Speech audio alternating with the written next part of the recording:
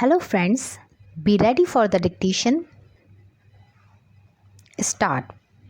The India Gate, originally the All India War Memorial, is a war memorial located astride the Rajpath on the eastern edge of the ceremonial axis of New Delhi, formerly called Kingsway.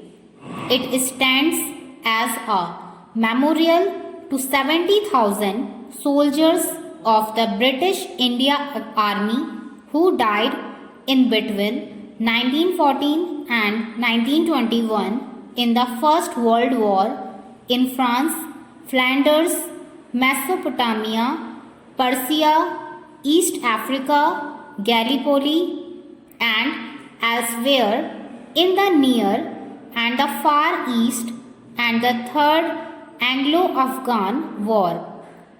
13,300 servicemen's names, including some soldiers and officers from the United Kingdom, are inscribed on the gate.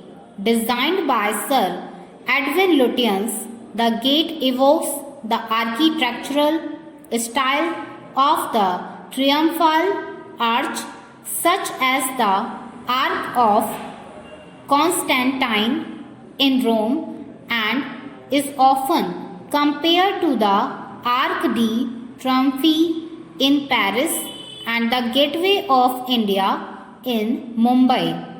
Following the Bangladesh Liberation War in 1972, a structure consisting of a black marble plinth with a reversed rifle kept by a war helmet and bounded by four eternal flames was built beneath the archway. This structure, called Amar Jawan Jyoti, flame of the immortal soldier, has since 1971 served as India's tomb of the unknown soldier. India Gate is counted amongst the largest war memorials in India, and every Republic Day the Prime Minister visits the gate to pay their tributes to the Amar Jawan Jyoti, following which the Republic Day parade starts. The Memorial Gate is also a popular spot for protests by the civil society in New Delhi. The India Gate was part of the work of the Imperial War Graves Commission IWGC, which came into existence in December 1917 under the British rule for building war graves and memorials to soldiers who were killed in the First World War. The foundation stone of the gate, then called the All India War Memorial, was laid on 10 February 1921 at 1630 by the visiting Duke of Connaught in a ceremony attended by officers and men of the British Indian Army, Imperial Service troops, the Commander-in-Chief, and the Viceroy.